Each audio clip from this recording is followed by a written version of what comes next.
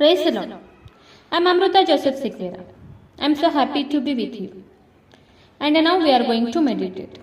Gospel of John, chapter 8, verse 32.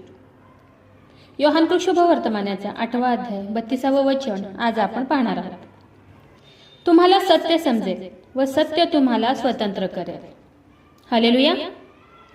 Really what a great promise of Lord. खरंच खूप सुंदर असं प्रॉमिस देवाने आज आपल्याला दिलं आहे. वचन काय सांगतं? वचन काय सांगते की तुम्हाला सत्य समजेल व सत्य तुम्हाला बंधनमुक्त करेल, स्वतंत्र करेल. खरंच खूप विश्वासाने देवाचं आजचं हे वचन तुम्ही रिसीव्ह करा. नक्कीच हे वचन तुमच्या लाईफमध्ये कार्य करेल. आज तुमच्या लाईफमध्ये खूप सारे अडखळण असतील, बॉन्डेजेस असतील, खूप सारे बंधनं असतील. खूप अवघड अशा सिच्युएशनमध्ये, परिस्थितीमध्ये तुम्ही अडकला असाल. कुठेच मार्ग दिसत नसेल. ह्या परिस्थितीतून मी बाहेर कसं पडू हे जर आज तुम्हाला कळत नसेल, ह्या सर्व परिस्थितीतून बाहेर निघायचं आहे तर फक्त एकच उपाय आहे, एकच मार्ग आहे. ते म्हणजे फक्त देवाचं जिवंत वचन, देवाचं सत्य वचन. देवाने स्वतः आज तुम्हाला खूप सुंदर असं प्रॉमिस दिलं आहे. आणि ते वचन म्हणजे कोणतं? तर ते वचन आहे सत्य तुम्हाला समजेल आणि सत्य तुम्हाला स्वतंत्र करेल, बंधनमुक्त करेल. देवाने आपल्याला प्रॉमिस केलंय की मी तुला स्वतंत्र करेल, मी तुला बंधनमुक्त करेल. पण केव्हा? जेव्हा आपल्याला सत्य समजेल.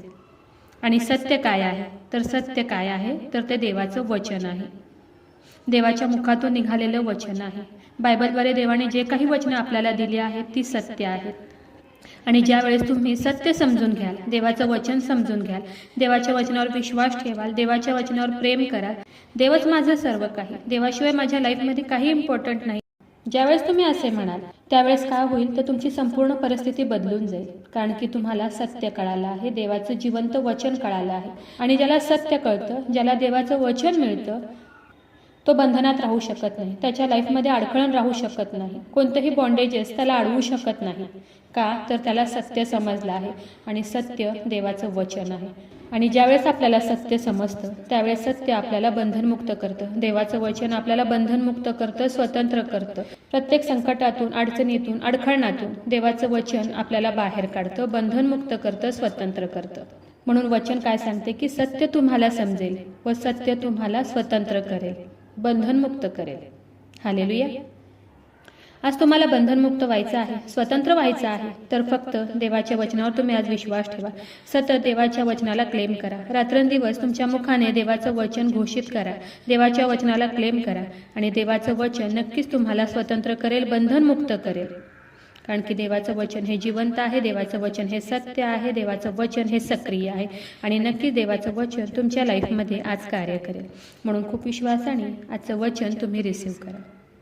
तर चला देवाच्या वचनावर विश्वास ठेवूया, त्याच्या वचनाला क्लेम करूया.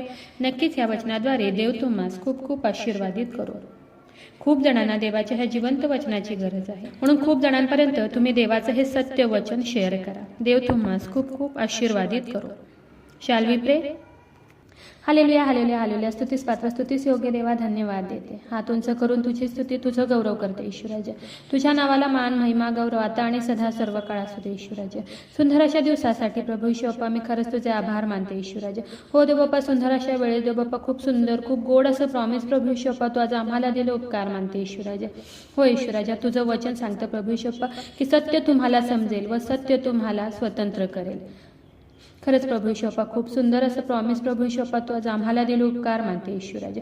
हो देव बाप्पा, जेवढ्याने तुझं आजचं हे वचन ऐकलंय प्रभू ईश्वप्पा, तुझ्या वचनावर विश्वास ठेवलाय प्रभू ईश्वप्पा, त्या प्रत्येकाला तू आज आशीर्वादित कर प्रभू ईश्वप्पा. आणि हो ईश्वराजा, आज तू त्यांना बंधनमुक्त कर, स्वतंत्र कर प्रभू ईश्वप्पा. हो देव बाप्पा, तुझं वचन प्रभू ईश्वप्पा त्यांनी समजून घेतलं पाहिजे, तुझ्या वचनावर विश्वास ठेवला पाहिजे, तुझं सत्य वचन प्रभू ईश्वप्पा त्यांनी त्यांच्या लाईफवर अप्लाय केलं पाहिजे देव बाप्पा आणि बंधनमुक्त झालं पाहिजे देव बाप्पा.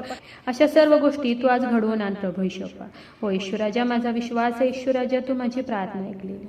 अग्राची विनंती करत आहे प्रभू ईश्वप्पा, जेवढे ते रिक्वेस्ट आले तुझ्या हातात देते. प्रत्येकाची प्रत्येक गरज नासरेत कर ईश्वर, तुझ्या नावात तू पूर्ण कर.